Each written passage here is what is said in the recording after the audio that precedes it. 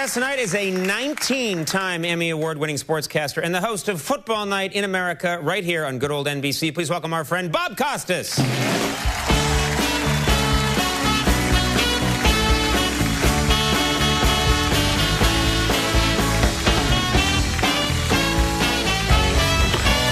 How are you?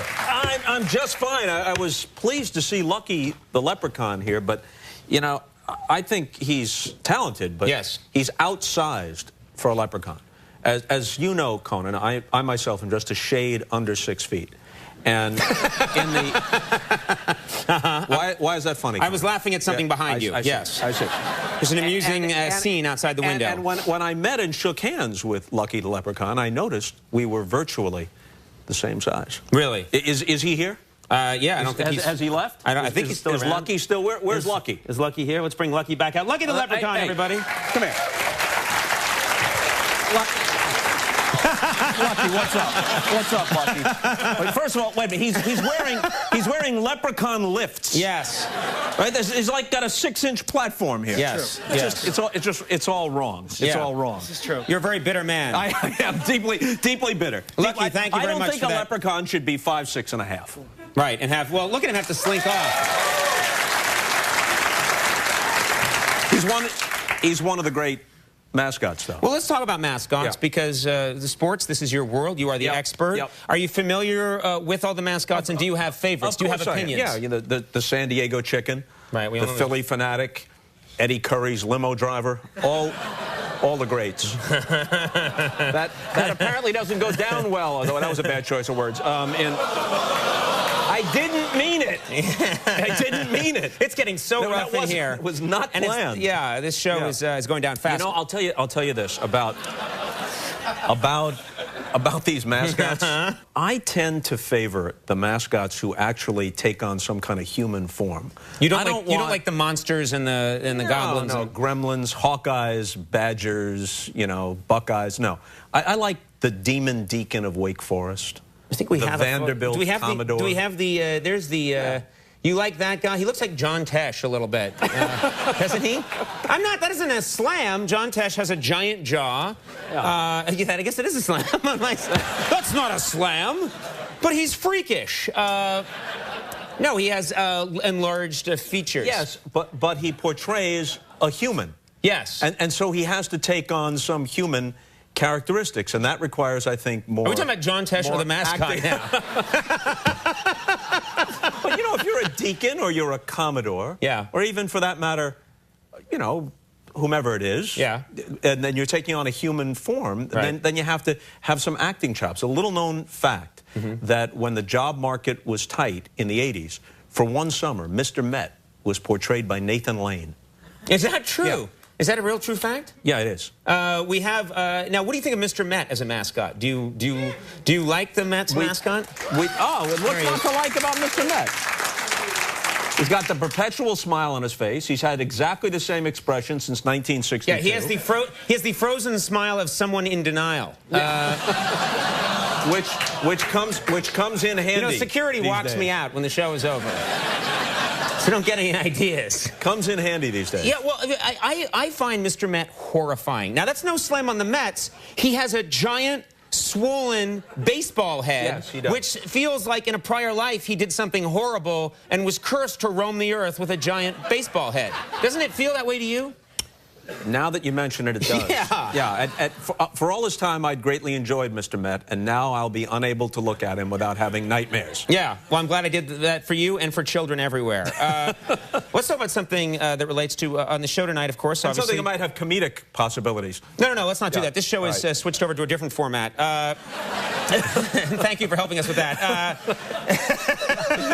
I've succeeded beyond my wildest dreams. And by the way, Nathan Lane was never Mr. Met. I know that. To save you and me. This crowd was like, I didn't know that. Yeah, they were. It's Thursday. I want to ask you something which is near and dear to my heart. You were an announcer. When you got started in sports, one of your early jobs was you were announcing in the ABA.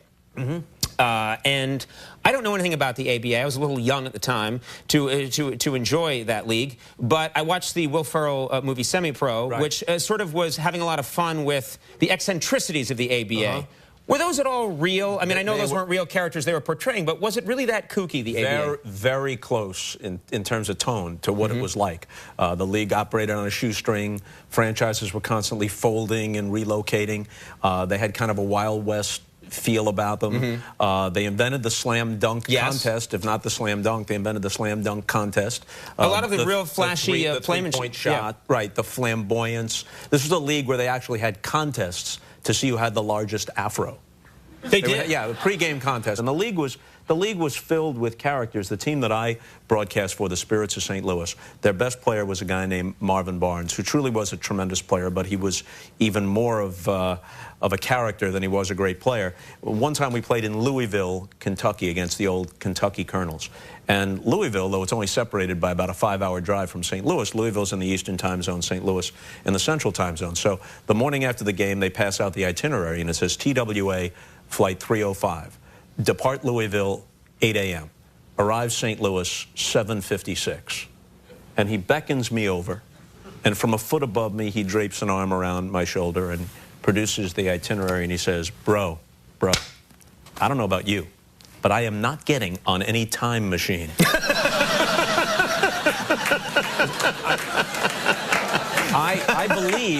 I believe his operating premise here was that if he flew long enough in a westerly direction, eventually he'd meet Lincoln. Yes.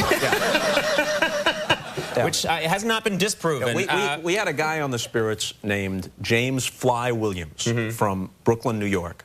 And his brief collegiate career before he turned pro was at Austin Peay, which is located in Tennessee. But when he prepared to matriculate, he flew from LaGuardia to Austin, Texas.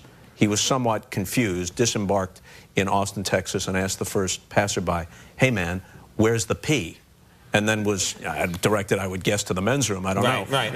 Eventually found his way to Austin Peay, where during his brief career, the actual student chant at the games was, the fly is open, let's go pee. It's true. Classy stories. I bring you here to enlighten and to lift us up. These are facts. I have to ask you quickly, it was announced, I believe it was Tuesday of this week, that the Hall of Fame announcements were made. Jim Rice and Ricky Henderson. Jim Rice, Ricky Henderson.